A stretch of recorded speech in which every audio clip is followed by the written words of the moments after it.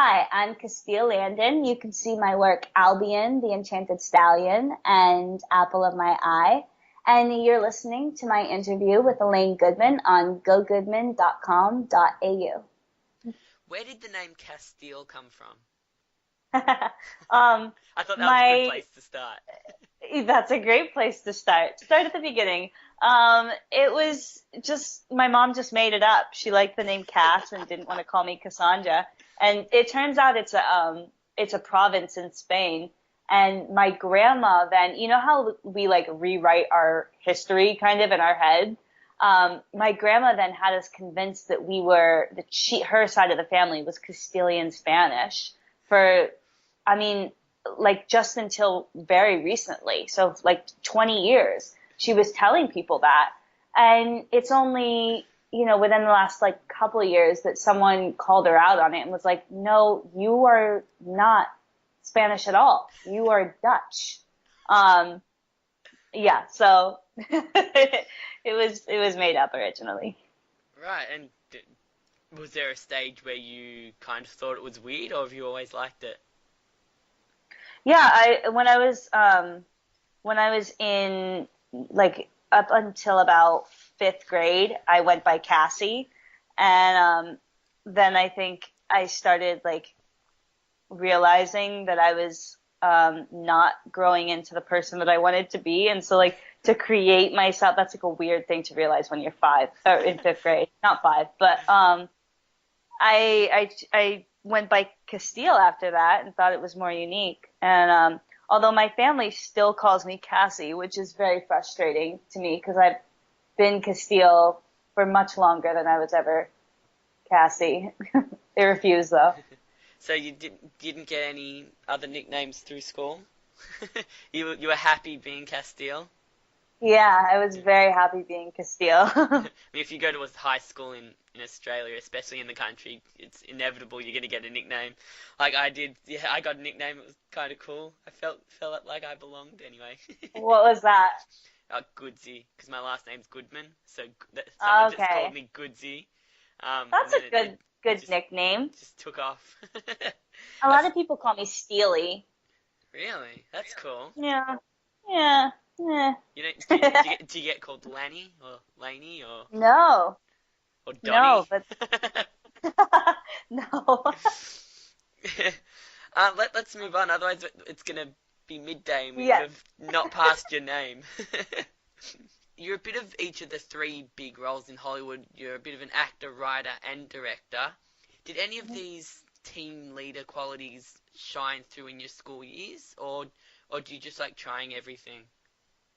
Well, I definitely was very committed to acting, and only acting originally. And then my mom is an entrepreneur, my grandma is an entrepreneur. I got sick of sitting by the phone waiting for people to call to put me in their work. So I started creating my own stuff. Um, and just not like, I don't enjoy, that it was making me very anxious. I wanted to be like, the creator of my own life instead of relying on other people. So, I guess that was probably something that was precipitated or foreshadowed in my younger school years because I've always been kind of a type A, like, um, go-getter, perfectionist type, which is not always a good thing at all.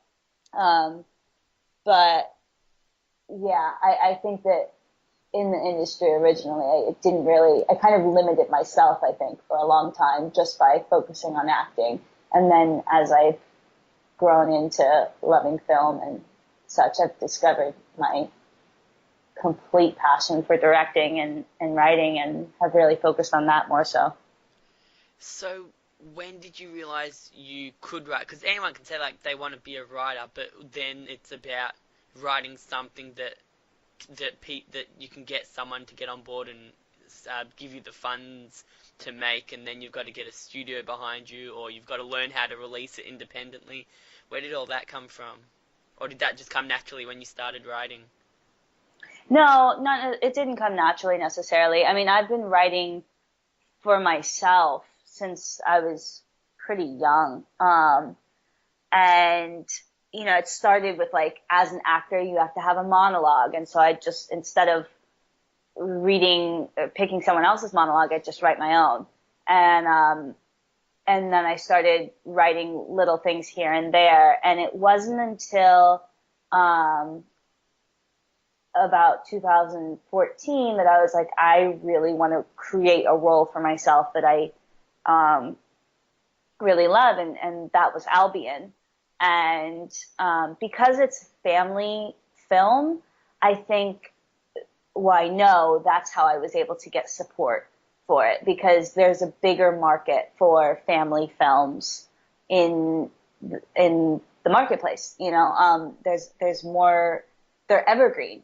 You can keep selling them because there's always a new generation of kids. Whereas with a drama or comedy or whatever, you watch it once, you watch it twice, you're not going to keep buying the same thing as an adult. You're not going to see it again. But kids, there's always new kids, right? So, it just makes business sense. And so it was easier to get something like that funded. Now, that wasn't the first script I'd ever written, but it was the first family script that I'd written. And so that was how I was able to get that pushed through. That's an interesting point. Do you think there's a lot more kids' films that have lasted the test of time rather than, say, cult comedies? Because there's a lot of comedies that'll come through and then get forgotten, like, instantly once they've left the cinemas. But the odd cult comedy sticks around for generations. But do you think there's a lot more kids' films that stick around for generations? I mean, I tend to feel that way. I mean, yes, there are films, comedies, dramas that really stick around with you. But when I think of films that I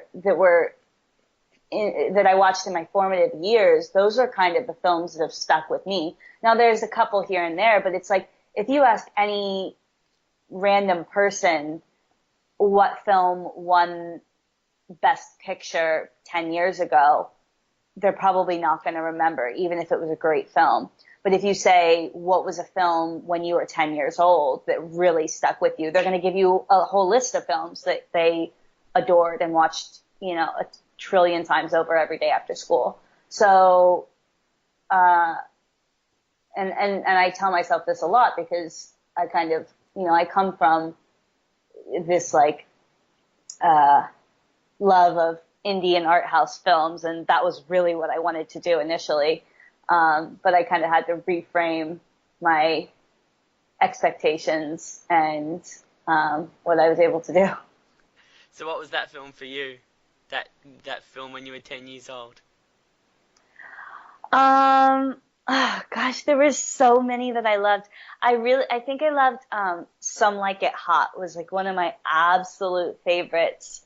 But also pretty much any film with a horse, which is funny because now I make films with horses. But like Black Beauty, I would watch every day when I was little. And like Hercules and Mulan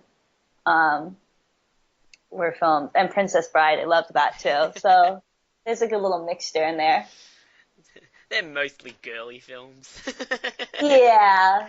I mean, I am a girl. You studied at Harvard and Oxford, so I'm guessing you've got quite an intellectual kind of brain. Were you a smart student? I think if I were a smart student, I might have gone into a more logical field, like, in the STEM fields, science, technology, engineering, that kind of stuff. Yeah, I mean, I think I'm very much like a lifelong learner kind of person, so I'm constantly doing research on things that I have no business doing research on. I'm really interested in like neuroscience and stuff, but I would have loved to study that in school, but I am very right-brained, although I know that whole like right brain, left brain thing is kind of bullshit, but what we call right brains, right? Like a creative instead of a like logic based person. I learnt the basics of that in high school psychology. I don't remember much of it. Yeah. I more enjoyed talking to people and learning about their brains through like what comes out of their mouth. Yeah, That's more interesting to me. I agree. So, what kind of college student were you then? Were you someone that got into the college kind of lifestyle, or were you more interested in the academic side? No, definitely the academic side. I am not at all like a sorority um, or party kind of person whatsoever. Um, I'm definitely, I think a lot of people are surprised to find that I'm like pretty nerdy. Um, and I always loved, like, going to class is my favorite part of being in school, which I think a lot of the time people go to school to have a social life. Uh, but that was not, it was definitely not me. Were you, before we get into a bit more of Hollywood side, filming, directing, movie side, were you always interested in the entertainment industry? Yeah, definitely. Ever since I did a school play when I was in sixth grade called Schoolhouse Rock. And from that point on, that was it for me. It's all downhill from here. All downhill from sixth grade. Were your parents happy with that? Absolutely not. My mom is a business person, 100%. And I've actually gotten her, she retired and, sold her business, but entrepreneurs never retire. So I got her started in the business, probably like 5 years ago. And now she loves it, but, she produces films. Um, but yeah, up until that point, we were very much at odds with it. And she supported me, but it was still one of those things where it was like, okay, we're going to let her, you know, try and try to fly and probably fall off this cliff. And then she'll go and become a lawyer, just like she's supposed to. But yeah, no, it was not her dream for me, but luckily she was willing to let me do my thing. Before we touch on a couple of specific credits that I wanted to touch on, I want to ask you, how hard is it to direct a film that you're also acting in? Do you have a stand-in director for your scenes? I had a producer well, first question, it's very hard. Second question, I had a producer who kind of oversaw things when I was in the middle of a scene. And that actually is very difficult because I think at the time I wasn't nearly as confident. I mean, it was my first film, so I had no idea what I was doing. So yeah, no, not confident. And I think now it would go better. And I've gotten better at relaying what I want out of a scene and getting that. But at that time, we kind of butted heads a little bit and I felt a little bit intruded upon, even though he was just helping me. But yeah, so it was very, very difficult. And half the time no, more than half the time, most of the time I wanted to just be able to direct. And that's actually a great experience to have because I realized in that moment, up until then, my entire life had been acting, acting, acting. That's all you can do. That's all you want to do. I can't imagine another path. And then when I found myself having a lead role in a film and continuing to say, I wish I could just watch this. I just really want to be able to focus on directing and perfecting this. And that was a turning point for me to realize, oh, this is a path that you're actually more passionate about. And wow, that's, a really lucky thing that happened in my life. But that realization came about through a substantially difficult time, trying to kind of navigate both at the same time. there are a lot of people, and you look at guys like Ben Stiller, who's done a lot of directing, Adam Sandler, who's done a lot of writing and producing, and maybe even a bit of directing as well, and they all put themselves in star roles in their films. Do you? And you, I don't think you've done that. You haven't put yourself in the lead role in the films you've directed or created. Do you feel, is it kind of weird casting yourself in your own movie? Do you feel kind of bad, or is it something you're confident in doing? Well, I am a lead in Albion. I'm Right. not. There's like the central character is younger, but is a different character than myself. But we shot like 25 days, and I shot 19 out of the 25, I think, or 20 out of the 25. So like my character was in that many days. So it's a major role, and it's more of a role than I think I've done in any other film. So that being said, and in the second one, yeah, I'm a very minor character, and I did that purposely because I wanted to focus on directing. Do I feel badly about it? No, not at all. It's very practical because I know exactly what I want out of it. And I think there is I wouldn't say that I feel completely confident in it because I do understand that it might come across as being vain. Um, but I don't think it comes out of vanity. I think that it comes out of, that's something that I also really, really, really love doing. And, um, you know, when you write a script and then take it through the financing period and casting and then get it into production, this is your baby and you want to be part of its life and experience that. So, I look at it that way, and I understand that it doesn't, I think my hesitancy in it is because I do, hesitate with casting myself, is that to other people, I think they interpret it however they're going to interpret it. And they can see that as kind of a, vain or gratuitous thing, but I can't focus on that. I'm making these films for other reasons.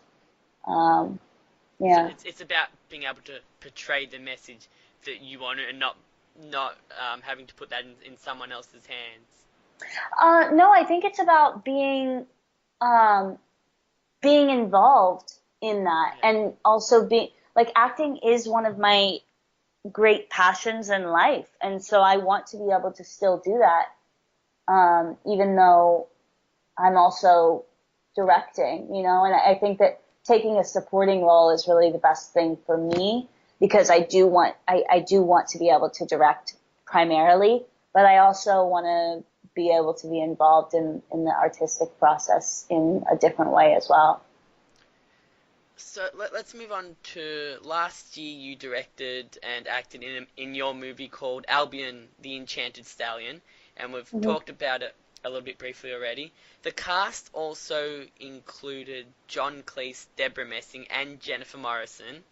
For Mm-hmm. someone that's my age, I want to try and get into your mindset a little bit and how you feel. Did you have any nerves when you were directing any of those three, but particularly John Cleese, who's really tall and really funny, and I can't imagine he'd be easy to stand up to. Um, yeah, I was nervous when I first um, met him, I think, but I was instantly at ease with John in particular, more so really than anyone else probably because he's so I don't know. I instantly got on with him because he's very much an intellectual, and I think I'm very used to operating on those terms. Maybe because of my schooling, that's a very comfortable place for me.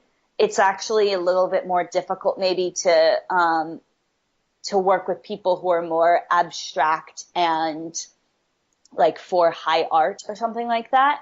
Um, and he also doesn't like philosophize on art necessarily. He's more of like he's sharing stories and talking about his politics and telling jokes.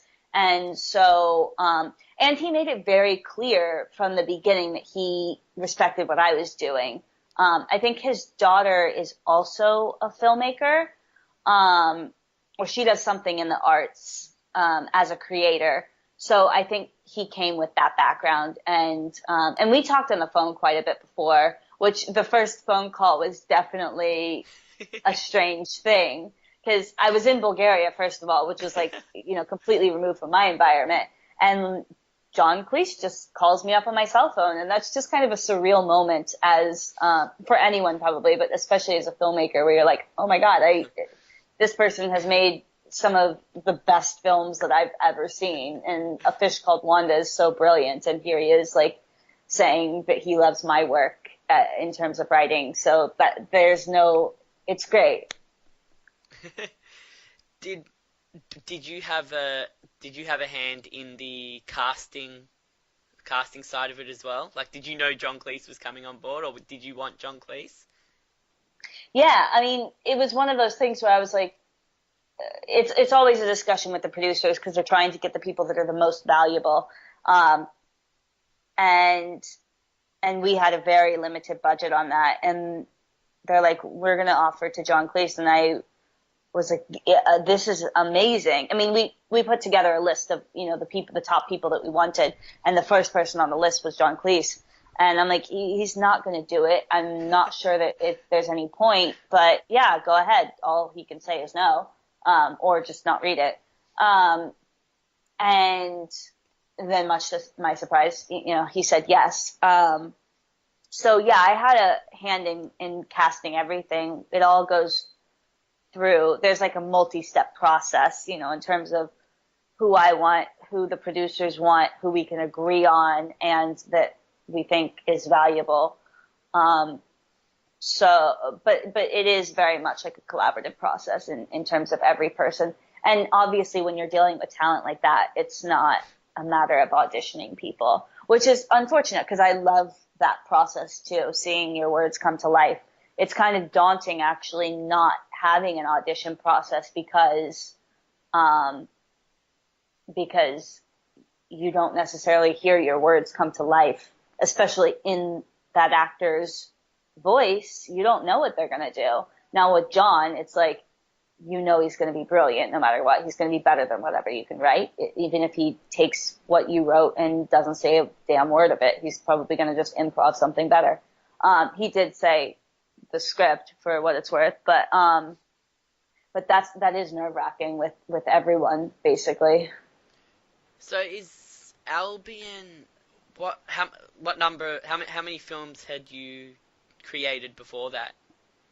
That was my first one as a director. So your first one as a director, and yeah.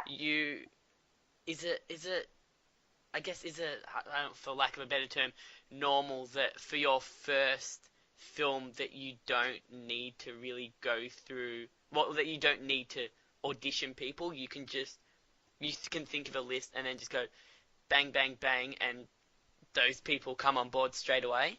Or is it more like regular that for a first-time director that they have to go through and that they have to actually audition people, if you know what I mean? I don't know if I portrayed that question right. I know exactly what you mean. And no, I don't think that that's normal. I think that it's becoming more normal at the same time, there's more films that are on that lower budget end, where you're just making a film and hoping it's the best it can be, and you can't access cast that is on a certain level because they cost too much money. And we were in the position where we had very, very little money to make that film, but we had enough to be able to make decent sized offers to, I don't know if they consider that decent, but there was some to be had. We're not trying to get them to come in for $100 a day, which is what probably a good chunk of filmmakers now, independent filmmakers, are trying to do. And you're just not going to get actors that are name actors to do that for the most part. I don't think that that's common. Most of the time you're going to have to audition. We only auditioned for that film, I think 2 different roles. And then for my next film, Apple of My Eye, we auditioned a couple more, but for the most part, my films have been making offers to people because those are the people that bring value to your film, and that's how you get it sold and seen. Yeah. And I want to touch on Apple of My Eye in a minute because that's a film I can kind of relate to as well, and I've seen it. Oh. Um, Oh. I can tell you about that in a moment. I've got one more question on Albion. When you're Mm-hmm. directing John Cleese, and he's in my favorite movie of all time as well. It's a bit cheesier than A Fish Called Wanda. Are you hoping he doesn't give you? Are you hoping he doesn't give you advice because you kind of have to take it even if you don't feel right with it, or does he just go with whatever direction you give him? So I'm absolutely not hoping that he doesn't give advice. I love anytime an actor, especially one of that caliber and with that experience, gives advice or, has a say in what they do. And he was like, the first time he called me on the phone, he's like, I think I'm going to shave my head, and I think I'm going to go to the dentist and have 3 pairs of disgusting dentures made up so that we can have different options for because he plays this disgusting character. He's the bad guy in the film. So that kind of stuff, that interaction, that's why we do it. That's why I do it, at least, is to collaborate. And I think it would be foolish to hire someone with that expertise and then not hope that they contribute that, Do you feel the pressure that you have to take their advice, or are you confident in saying, no, I don't think that'd be right? Usually what I do when there's things that he suggests, or not him in specific, but an actor, is, if they want to do it a certain way, then we'll do 1 take their way and 1 take my way. And there's very few times that unless we're really, really running short on time or the idea is just really bad, which occasionally with certain people it is, and it's not dependent on the person, it's just that they felt in the moment that was right for them, and I just disagree. It's very rare that I would say, no, we're not going to let you do that, because I think, I don't know either. I want to see it done. Maybe it sounds weird, but they know what they're talking about. And there's plenty of instances where I haven't necessarily agreed with the call, and then I go into the editing room and I'm like, you know what, that actually, that really worked. And there's plenty of times that it doesn't work. So I think, playing around and being dynamic like that is great. And if there's something that I really disagree with that would change the course of the scene, where where you can't just do it twice, or you can't do it both ways, your way, my way. In those cases, do I feel intimidated to stand up to them? It was never that way with John, really. The only time it wasn't, there was very, very few times that was the case. And has Albion been released yet? It was released in the U.S. yesterday, and I think that it's in other countries. I can look on iTunes, on the iTunes store. Yeah, it should be on like VOD, iTunes. I know it's in Canada, definitely, and the U.S. And I would imagine it's in all the English-speaking territories. How long do you have to wait till you can kind of get a feel of how well it's selling or how many people have watched it? It takes quite a few months to get that, and Albion has kind of a more like a rollout plan approach where it's available online this month, and then it goes into Walmart next month, and then it will go on Netflix in a little while after that, a couple months after that, or what have you. So it's more progressive. It'll take a while to figure that out. And that's not really stuff that I necessarily want to focus on. Wow, Netflix just adds a whole nother dimension to the releasing movie kind of Oh, I business. know. Well, and you have no idea how many people are watching it at all. So I guess that's actually like a nice thing as a filmmaker. Now, Apple of My Eye is another film. Did you direct that or did you write that? I wrote and directed it. You wrote and directed it, and you also had a small role in it as well.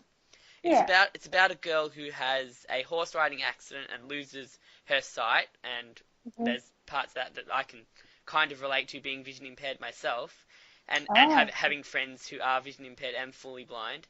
Have you Mhm. had any previous experience with blind or vision impaired people in order to make a movie like that believable? Because I won't give away the twist, but there is quite a unique twist to it. Um, yes, 100%. I did a lot of research and I actually kind of developed it. I had the idea initially, and then I went down to Florida to work with visually impaired people and a company called, or an organization called Southeastern Guide Dogs, which they provide guide dogs to people with visual impairments. And so I spent a lot of time with them, and they looked over the script and they consulted on it quite a bit, saying, this is not something that would happen. And pretty much all of the scenes um, where we see her moving, and particularly with Sebastian, her kind of love interest, um, there's consultants with us on site um, almost all the time where they're kind of letting us know this is how you use a cane. This is how you would, put your foot out before you come across a curb or a crack in the sidewalk or what have you. Um, and that actually provided a lot of restrictions in terms of filmmaking because it's like, yeah, but that doesn't look good, or whatever the case may be. But you have to decide in those instances where you're going to choose fidelity and where you're going to take artistic liberty. The idea of having a guide pony in and of itself is an Well, artistic liberty. that just gave away the unique twist. Well, if you look at the box art, you know what it's about. It's about a girl who gets a guide pony. And we did go back and forth quite a bit with the organization because it's a guide dog organization. And they're like, you can't say guide pony. So I guess I'm messing up even saying this because that's not a term. It can be a guide companion. And so all throughout the script, I had to like go back and make changes. And I mean, guide companion just doesn't sound as good as guide pony and or seeing guide, whatever. No, you don't call them this. So A seeing eye horse. yeah, exactly. That's what we want to say is a seeing eye horse, and those don't exist, and it's bad to say that a horse would be the same as a dog because a dog is so much superior, whatever. But isn't there some kind of dramatic license in Hollywood in that you can kind of make up whatever you want and make it believable as long as it looks right on screen? I think so, but at the same time, I don't want to take away from all the hard work that those people are doing. And I understand the risk because yet you're having to balance reality and artistic liberty. So we tried to do the best we could there, but there's definitely, that all of the actors went through pretty rigorous training in terms of the way that they would behave. And that for that movie, you also got Amy Smart, who's also in my favorite movie of all time with John Cleese. Was she Hmm. fun to work with? Yeah, Amy's lovely. I worked with her. I was acting in a project called Among Ravens a couple years before, and she was the lead of that film, and she was just so nice and down to earth. And I kept running into her randomly, and so when I was writing this movie, I wrote it for her because I just like it was so weird. I ran into her at a restaurant near my house, and I ran into her at LAX, which is huge. Um, Getting off of planes. So I just kind of thought like, the fact that I keep having this person in my life in various ways, like she just wandered into my script and I sent it to her and she signed it. She was the first person to sign on to the project. So Yeah, it was great working with her. She's such a nice person, and also like an earth mama, which I love. So, do you think has there been a change in Hollywood in that there is a lot more respect for low budget films as long as the writing is really good, rather than actors just jumping on the big budget films no matter what they're about? Yeah, I think there is, but I think at the same time, it's kind of weird because I think that the filmmaking process has become more democratized in that anyone with a camera phone, which is everyone, a smartphone, I guess is what they're called, um, can make their own content now. So while I think that there's a greater respect for independent films because those are the people that are really taking risks most of the time, it's a lot easier to take risks with a film when you have $1 million or even $10 million, which a lot of indie films are in that area. Um, it's a lot easier to take risk there than it is with 100 million, right? So you get to see a lot more of the social issues coming out and the art coming out in that, things that maybe it fails, but at least they tried, kind of thing. But that being said, there's so much content being made, and it's like everyone has a script, everyone is doing independent films. It seems. I mean, I live in LA, so really everyone. Um, so I think it really just depends on the material. Yeah. So it more depends on the material rather than the budget, almost.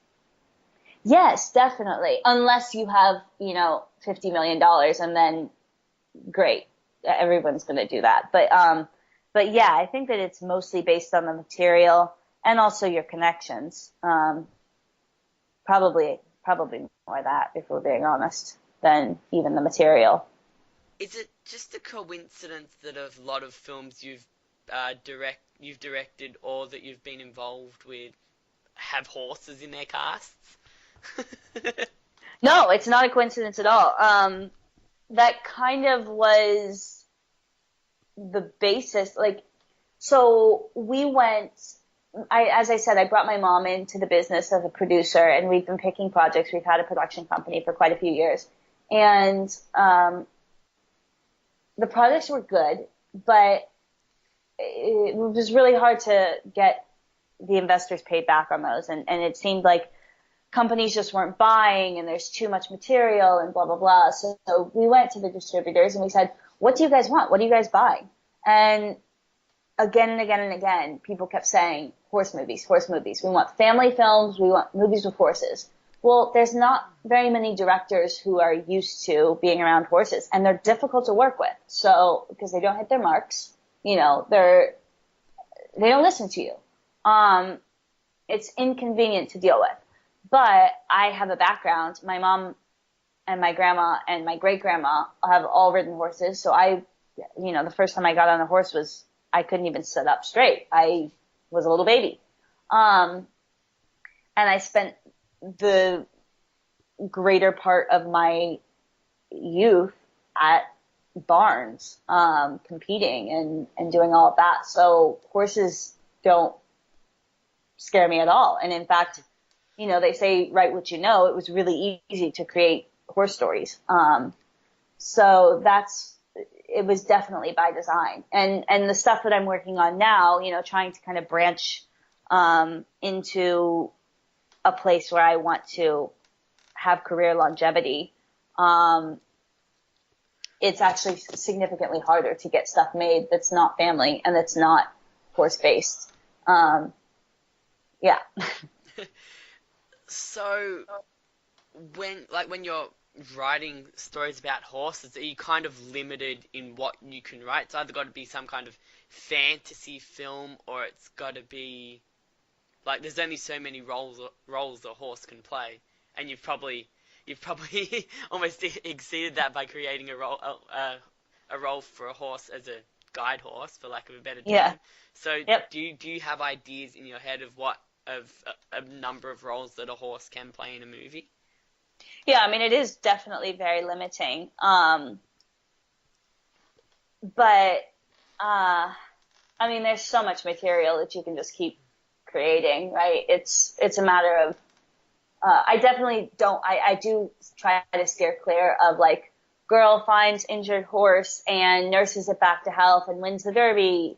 Those kind of stories don't appeal to me. And I think that there's other people making those, so great, kudos to them. I am more interested in telling issues-based stuff, so figuring out how to, uh, it's kind of like putting together a puzzle, right? Where I know that I want to have a lead who's a young female. That's something that I'm pretty passionate about as far as storytelling in general. And I know that I need to incorporate a horse, and I can't have cuss words or sex or violence in it. So getting all of those to come together, and then hopefully having some sort of like moral to the story or issue to the story where I can tackle something that's a little bit bigger than just your normal rags to riches story. That's really what I look to kind of create. Would you ever go for like animated or claymation kind of stuff in order to get a bit of a different story, a more fantasy story? Yeah, I Kind of would love movie? to do animated stuff. I don't know exactly how that works, so I'd have to do a lot of research. But I would love to be able to do something like I just started actually watching a little bit more animation. I used to watch. My ex-boyfriend was like really into anime, and so I watched quite a bit of Japanese anime, um, as in the stuff like actually created in Japan and not dubbed, like just with subtitles, which I think is important if you're watching that kind of stuff. And I've always loved that, like Miyazaki, like you can just do so much more with animation, and you can really make it gorgeous. That being said, I don't know how to like draw myself, and I know that most animation, or I would assume that most animation directors don't know how to draw. They have animators. But that process, I think, is a lot more difficult on a really small budget. So that would be something that I would be interested in definitely in the future. If a company was going to hire me, to do that, as opposed to trying to create it myself, which is more of what I've been doing. So ultimately, the decision to include horses is part of a business decision, part of a creativity decision, and part of kind of just what you know and what's Mm-hmm. not out there a lot. Yeah. Now, do you mind if I give away your age? No, go right ahead. Okay, so I'm kind of amazed that you're only 25. You're turning 26 later this year, but you already have 19 film credits to your name, plus a handful of guest appearances on TV shows that include Ghost Whisperer and Criminal Minds. Do you feel you've been able to fit a lot into the last 10 years since your first TV credit? Yeah, I feel like I'm pretty happy with, I'm definitely very happy now that I've taken a new approach. I think there was a long time, I don't think, I know there was a long time for me, really up until about 2014, where I was struggling because, you know, it's really hard to book a movie to begin with, but, as an actor, even with quite a few credits, if you book 3 films in a year, that's a pretty great year. But at the same time, um, that may mean you only work 3 days. That may mean you work 3 weeks, 3 months. Very rarely for any actor who's not like an A-list actor or, pretty name actor, does that mean that you're working consistently year round. And so even if I were working 3 months out of the year, booking 3 films, that's a lead role basically in an independent film, by the way, because most independent films take between 16 and 25 or 35 days to film. So to do a whole month on a film is actually a lot. And to do one episode of a TV show, you're filming about a week. So, 1 day to a week. So that leaves you with, at least 9 months out of the year where you're not working. And that's a really hard thing. I think that's a big misconception that people make. They don't realize, like, what are you doing for those 9 months? And at the time when I was doing that stuff, it was, I wasn't focused on anything else. I was doing schoolwork, which is the only way that I stayed even remotely sane. But it was really taking a toll on me mentally, doing that. I felt like I wasn't really living up to my fullest potential, and I just wasn't actively using my brain the rest of the time unless I was doing schoolwork. So that was difficult. So yes, even now I'm in a place where I feel like I've accomplished a lot and I'm very happy with where I am. But even you said 19 credits, so I would say even like at 15, which still that's not very much fewer, I was not necessarily feeling the way that I am now. So now that you've been in the industry for a while, are you at a stage where you have work all year round yet, or for most of the year? For a good chunk of the year, and that's because when you're directing a film and writing, I write every single day, and I'm doing my master's program too, so I write for that as well. But I am writing every day and creating something. Or if I'm not writing, then I'm making a lookbook for the project that is upcoming and honing the view or the picture that I want for that movie. And then when I have that movie in production, then it'll be a matter of casting. And then after that, I'll be actually filming it. And then I'll spend a year in post-production, doing editing and sound editing and all of the coloring and stuff like that. So it's a much longer process as opposed to, as an actor, you're going to go in for, like I said, a day to a month on a film. So yeah, I'm working pretty consistently around year round. Now, am I getting paid for year round? No, not necessarily. But but there's a lot of work that goes into just getting things off the ground. Yeah, that was one of my next couple of questions. A couple of questions on that. What's a lookbook? A lookbook is kind of like a little presentation of all of the kind of imagery that I want to use in the film. So before I do a film, I'll put together, a presentation package that would go to an investor, but also lets my cinematographer know what look I want the film to have. These are the color tones and temperatures. This is the, do I want it to be a really bright colored movie? Or is it dark? And so it kind of gets everyone on the same page in terms of your production designer, your cinematographer, your editor, your sound even. That way everybody knows kind of like what the end goal is. So do you have a set team that works with you for each of your films now? Or do you keep chopping and changing? I have a pretty set team in terms of my core people, like my producers and my cinematographer. And then some of them I'm changing around, and and my composer is incredible. So I do have a pretty great team. But that being said, I'm still always looking for really talented people to collaborate with in different areas.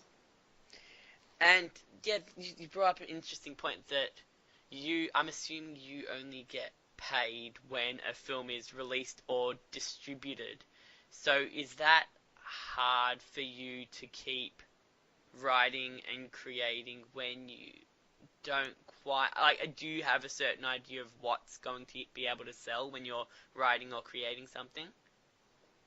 Yeah, I think now I do. But at the same time, now that I've created stuff that I know, like I have a script right now that I know for an absolute fact would sell because it's in the same, it's basically very formulaic and very similar to what I've already done in terms of family. But I would much rather, I have these other two scripts that are bigger projects that are, it's going to be harder to get them funded, but they're better and they're different. They're more in line with where I want my career to go long term.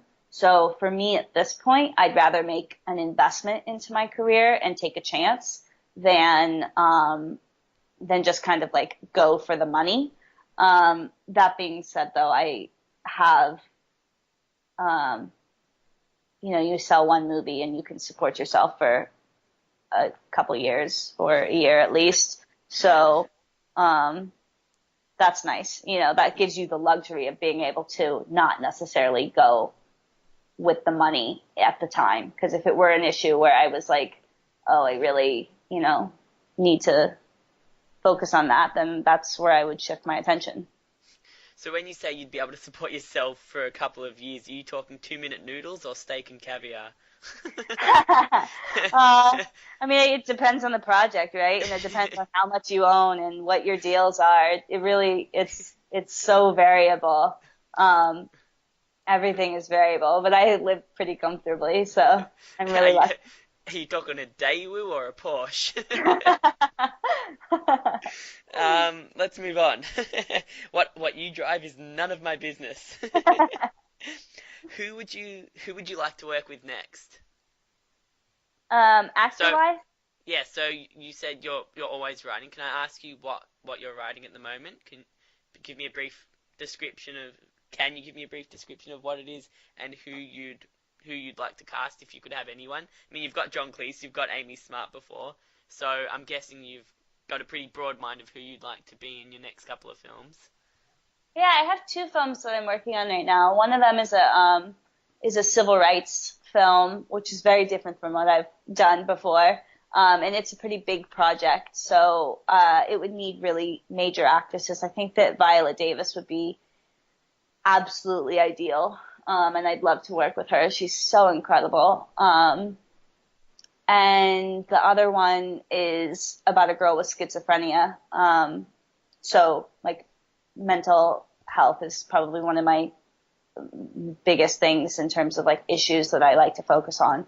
And I haven't really gotten to focus on it too much yet, in terms of what I've actually made versus what I've written. So that one is my number one passion project right now. And I think there's so many incredibly talented actresses, that could fill the roles.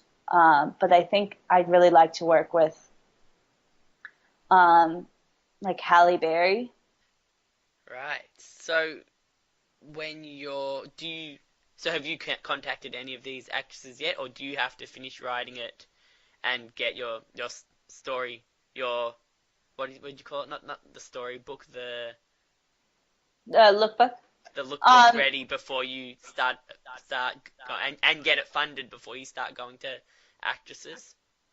yeah, I mean that's the thing is like what comes first.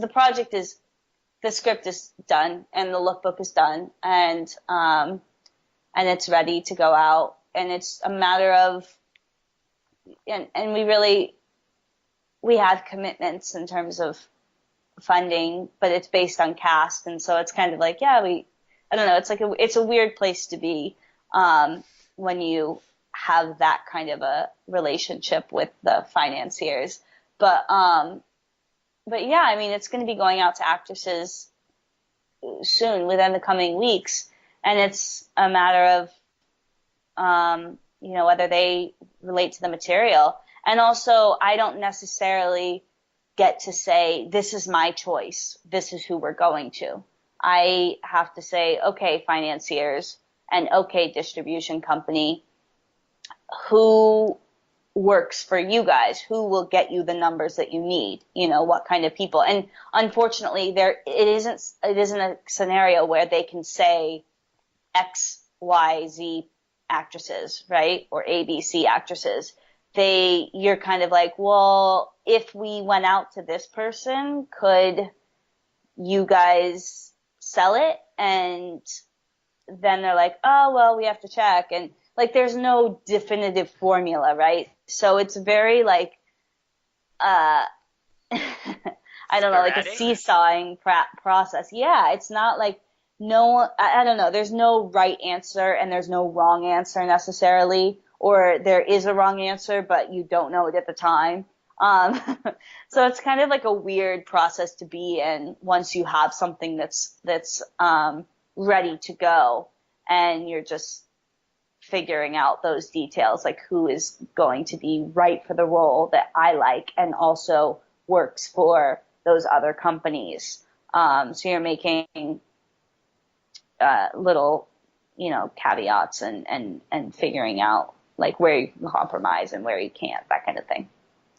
So going through that marketing stuff, so I've only got a couple more questions, but I really love learning how different minds work. Um, it's fascinating to me without actually having to go through a psychology course. You can just learn about Right? people by talking to them. Um, Yeah. so going through that marketing side and trying to push your movie and even subtly trying to get them to believe what you've got in your head, is that something that helps your confidence? Is that something that you've always had the ability to do, or is that something that you've had to learn and be kind of get a bit pushy with over time once you've directed more and more films and written more and more films? You mean like before they've actually agreed to do it, convincing them of your vision Yeah, and convincing them of your vision and like trying to subtly put across who you see as the actors to try and get them to agree to what's in your mind. Because ultimately it's yeah. your project. If you give it to them and they change the outlook of it, you're not going to be happy directing it. So you've got to try and meet them in the middle somewhere. But are you confident in that negotiating process? Have you always had that confidence? Or I'm have you got that confident in confidence? I'm confident in that area, yeah. What's nerve-wracking is um and it's not really nerve-wracking because it's just you have to accept it. You do get a lot of rejection in general because when you're making independent films, because there's a lot of you don't just go directly to the actors, right? You go through their agents or you go through their managers or whatever. And when you're making indie films, when you're not a studio, you can't just say, okay, we want X person and we're going to pay them $10 million. That's a call they want to take. But when you're saying we want this actor, um, and we want them to work on somewhat of a budget. I mean, there's still, between you and me, numbers that are like insane, for a month's worth of work. But to them, they're not. They're used to getting $10 million a picture. So when you're coming to them with a project that's like $5 million project in total, and you want them for a month, you can do the math and say, okay, well, we're clearly not paying them $1 million a day. But when you're calling their reps, right, there's a lot of them like, yeah, no, this doesn't, like money wise, because the reps are all about the money. Like, this doesn't work. We're not even, no. Like, in a good chunk of the time, they'll pretend that I don't really know how it works, but you get rejected a lot basically. And you just have to accept that. And I would say most of the time that you are rejected, at least in my experience, it didn't even go to the actor. It's just like, this doesn't work for us, or this isn't in line with what I want, that, what they want for their career or whatever. Or they're busy, which that's actually one of the better things to hear back, because at least then they're not actually rejecting you. And who knows how much that is true. I don't know. That's the nerve-wracking part, though. I feel like once an actor is willing to get on the phone with me and discuss the character with me, I'm pretty confident in that sense, because that's really the benefit of being a director writer, is that I know these characters inside and out. And what's really exciting is when an actor comes to the table and either changes my opinion about a character that I created. That's like someone coming and just changing your personality, because each of these characters is kind of like a little piece of me, but ultimately it's going to be played by them. And so when they're able to bring something and expand upon it or change my mind, I'm like, oh, this is amazing, this kind of collaboration, and you're taking it to the next level. Like, for instance, Jennifer Morrison, when you see Albion, if you see it, she plays this magnificent character that is like split into multiple personalities. And she did so much research and preparation and thought so much about this one character who's actually kind of like six characters, but she just went above and beyond. And every little nuance, that she added was just incredible. She really made them six different characters. And that to me is, when I wrote it, I mean, they are very different, but it is ultimately the same. And she went about it like she was playing, like they were completely different. And that's artistry, what she did there. And that's what's really exciting, is when people have these new ideas that you didn't even think of. And that's why you want to collaborate, right? Is because groupthink is always going to get you to a better place than just your own mind. I'm going to go watch Enchanted Stallion. You have my word. I went after I interviewed Lindsay Lamb. I went and hired Apple of My Eye. So Oh, cool. I'm always interested in new different movies if it's out here yet. Yeah. So when you were talking about getting it to agents, do you know if the agent reads it all the time, like every time, or do No. they just go off the name, or do you Um, write on the script like what your budget is, or what are they going off? you make the offer in advance. So you would go to them with an offer and say, we want this person and we're willing to pay, $100,000 or however much money you're willing to pay for X amount of days, 7 days or whatever. Um, and then you send them the script, and yeah, you don't know if they ever read it. A good chunk of the time they're going to come back and be like, and it depends on who you're making the offer to and how much it is, obviously, and who the agent is, and what the story is about. They're more willing. It's harder. That's one thing that's more difficult about family films, is that actors aren't necessarily intrigued by family films.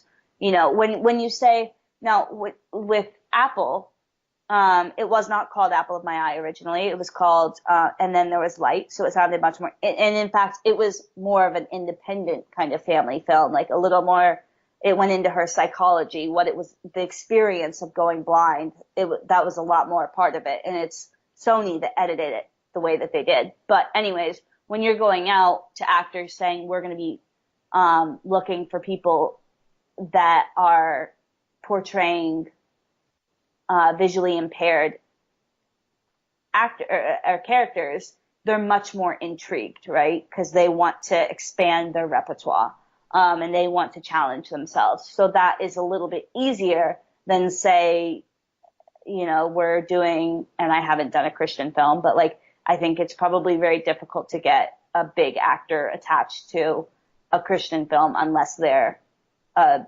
very religious actor. Or with, I don't know, there's a lot of things that, like with family films, that's not really going to advance their career. Whereas a really juicy independent film role, yeah, maybe that will. So the money's not there, but, they're going to get to flex their chops a little bit. I did have one other question. I didn't write it on here, but it'll throw the order of the interview way out of whack, but I don't care. Okay. Um, you meant like about Apple of My Eye. I guess the one thing that was hard for me to understand with Apple of My Eye, apart from the fact that it involves a horse, is I like that twist, but is kind of the timeline of how long of a period the film is, like, if it happens, because things like that can happen over a matter of weeks, can happen over a matter of months or years. For example, getting a guide dog and finding one that the client is compatible with, that can take a few months and a few trips Hmm. back to where they train the dogs. Here it's called Guide Dogs Victoria. Um, so that can take a matter of months to try and find a dog that the person is compatible with, and even the like losing your sight can happen over Hmm. weeks, months, years. So is it hard to kind of, so that was the hardest thing for me to understand about Apple of My Eye. Is it hard to try and fit something that can take a matter of weeks, months, or years into an hour and a half? Yeah, it definitely is very difficult. And the timeline in that film in particular, with the injury that she has, it happens pretty rapidly, at least according to the various doctors that we consulted for it. So, and in fact, certain doctors were saying it happens immediately. So, figuring out how long it can take and then how long it should take in the process of the story, that basically her going from being able to see but with a little bit of visual impairment to being pretty much completely blind, which is actually rare, as I'm sure you know. It takes a course of a couple weeks. And so as she's starting to go, she's diagnosed and the doctor tells them she's going to lose the majority of her eyesight. And then they start preparing her by taking her to the guide dog place, right? And so I think the whole course of events happens over about 3 months. And condensing 3 months into 90 minutes, yeah, that's pretty difficult. It was a little bit easier to see. Like I said, there was a lot cut out, and people that I think on the DVD it has a lot of the deleted scenes that are no longer in there. But in short, I mean, and also you have to consider, like, it's not just my decision what goes in the picture, right? And in most cases, it's not my decision at all. I do the best I can. I write the best story I can. And then ultimately, it's the studio that's going to choose the edit. And so if the timeline makes sense to them, then that's what you see, right? Even though we know that it's a little bit more complex than that, right? So let's move on away from acting and away from directing and away from Hollywood. On Mm-hmm. paper and just talking to you, you seem like a lot more mature than I am. Smart, sophisticated, hardworking. And I'm assuming, and you've told me this, you're the kind of person that you're always thinking about stories. You're always thinking about writing. So you've always got different things on your mind and different creative ideas going through your head. How do you calm yourself down? I work out a lot and I do hot yoga every day. And I think that a good chunk of, like, every day for breakfast and lunch, I watch TED Talks during them and kind of like try to expand my knowledge. And at the end of every day, I journal, like do a little tiny journal, kind of recapping the good things that happened that day and what I'm looking forward to the following day. And if there's any ever like pressing things that are on my mind in terms of creating, I make sure to write them down. I don't just go to bed with them because I'll forget them and then I'll just stay up all night trying to remember them and have insomnia. So I definitely am like very actively cultivating kind of an inner peace, as abstract as that sounds. It is actually really important, at least to me, and I think probably to a good chunk of people who are creating professionally, because there's always there's a lot of fear, and I think that that's probably something that people experience outside of creative professions as well. But there's a lot of fear in terms of this, where it's like, what if my idea goes away, or what if I forget it, or what if I don't have any more, or what, and you kind of just have to like be grateful for what you do have instead of concerning yourself with the what ifs, because you can't really control the what ifs. Do you think you'll do a TED Talk one day? Oh my God, I hope so. I hope so. I'd be so nervous though, but yes, I think that at least going to a real TED conference is one of my life goals. I read that one of your hobbies is reading. What are you reading at the moment? I just started reading the hold on, my iPad is right here. I read like 3 books a week, so it's always kind of difficult Wow. to keep them. I just started today, The 7 Basic Plots, Why We Tell Stories. Um, and I just finished a book called Stiff, The Curious Lives of Human Cadavers. That was a good one. 3 books a week. So how many hours of sleep do you get a night? Oh, sleep is very important to me. I have to sleep at least 7 hours a night. Um, but I do read quite a bit. I read probably 2 to 4 hours a day. Right. So how did you give up? When did you give up procrastinating? That's the thing is like I think that that's probably one of my better traits, or my strengths is not, it's definitely not my memory, but not procrastinating. As soon as I have an assignment, I immediately do at least something. I think for me, like when you're dealing with creative stuff, you kind of just have to like get something down so that you feel safe. Like, oh, I have this deadline April 10th, which this is real. I do have a deadline April 10th.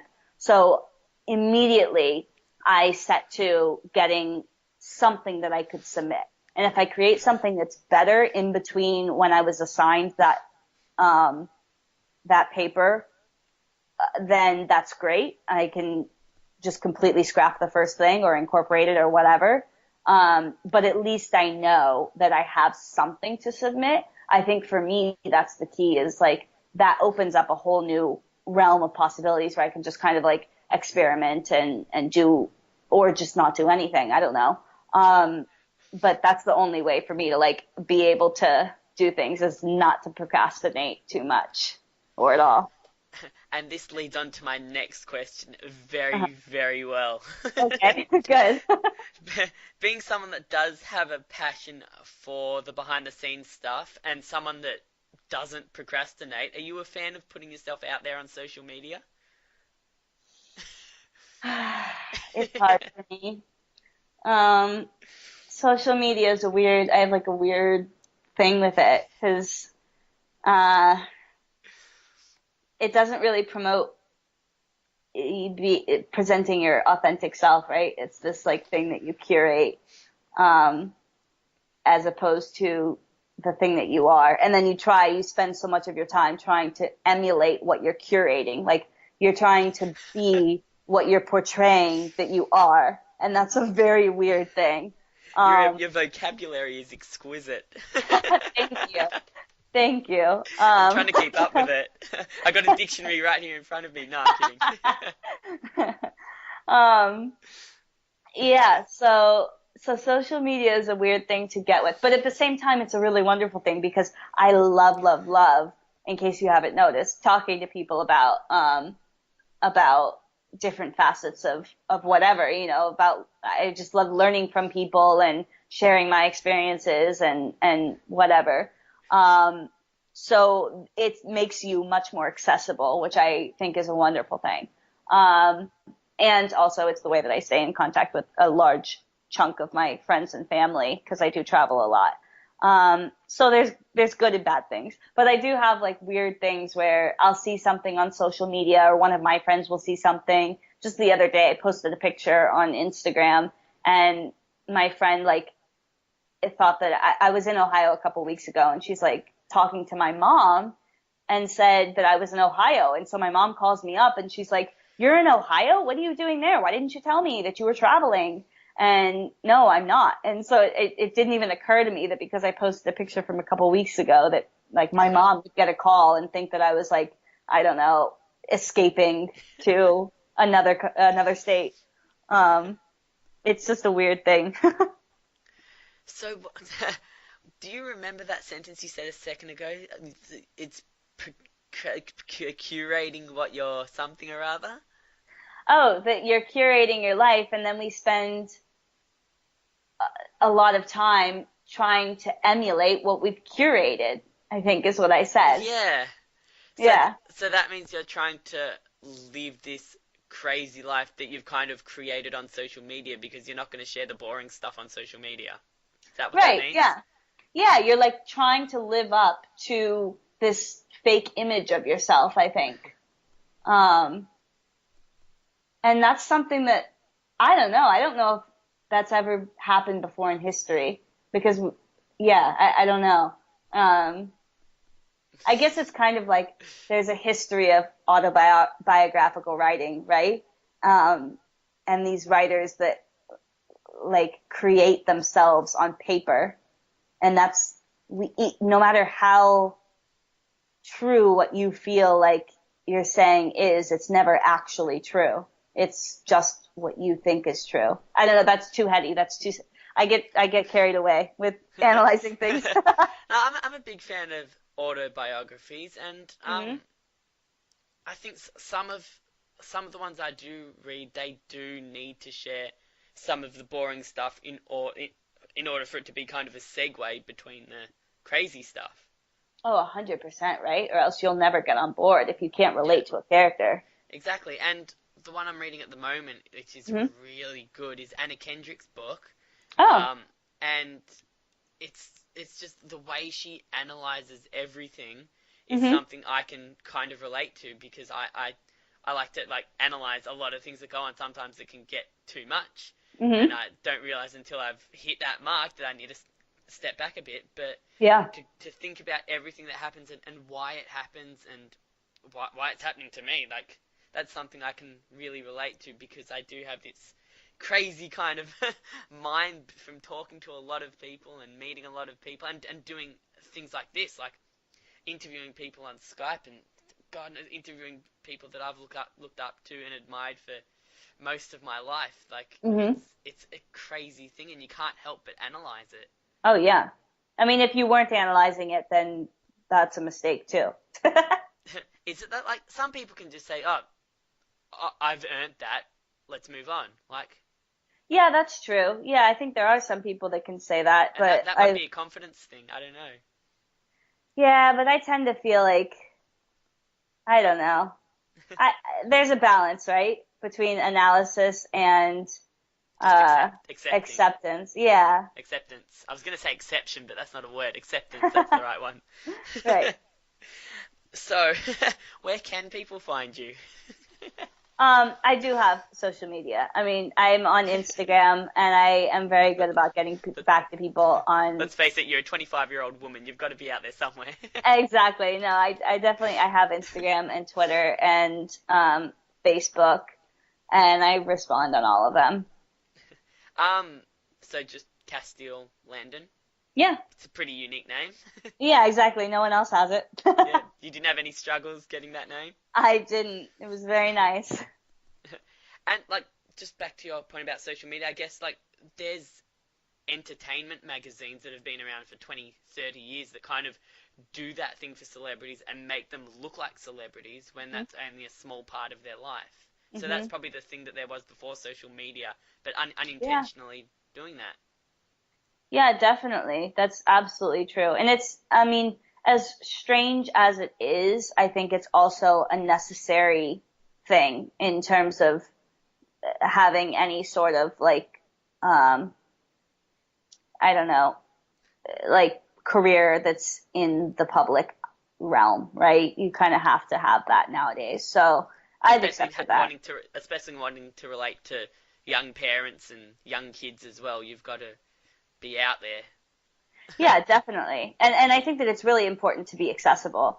I look a lot at old Hollywood, and they didn't have social media, obviously, and even what was reported in the gossip columns and such, with like Hedda Gabler was pretty filtered, and didn't come from them. But they were also a little accessible, much more so than now. Like you could write them a letter and potentially get a letter back. You would never write someone a letter now, and hope to hear anything back. You would, send them an whatever Twitter handle and hope that they tweet you back. But you're not gonna send a letter and get anything back. So probably. So they were accessible in that way. And so I think that that is really important. And I think that it also keeps you in touch with, you can't create things if you're not in touch with humanity, right? So it is also something that puts you back and connects you with your audience in that sense too, because you are able to use those interactions to then fuel what you're writing about. Oh my God, this is amazing. You're you're you're a thinker. Like I can relate to this. Oh, good. You're as insane as I am. I am very much. Oh my God, I could literally talk to you for another hour now that you've mentioned old Hollywood, but I don't think I have that much time. And I Okay. don't think like people are gonna listen to a 3 hour interview. But Yeah, anyway, exactly. um, let's just talk for another hour in a year or so. Castile, it's been an absolute pleasure. Oh my God, I could literally talk to you for another hour, but what you've given me is really, really good. So thank you for being Awesome. open and honest and working to my interview technique Perfect. like really well. Good, good, good. I can't wait to see what you write up. So what have you got planned for the rest of the day? I'm gonna get into writing now. Do you have certain writing times each day? Like a set Yeah, time? I do all my working out in the morning. I go to the gym and then go to yoga and then have lunch and then after lunch until bedtime I write all day. God, that's structure.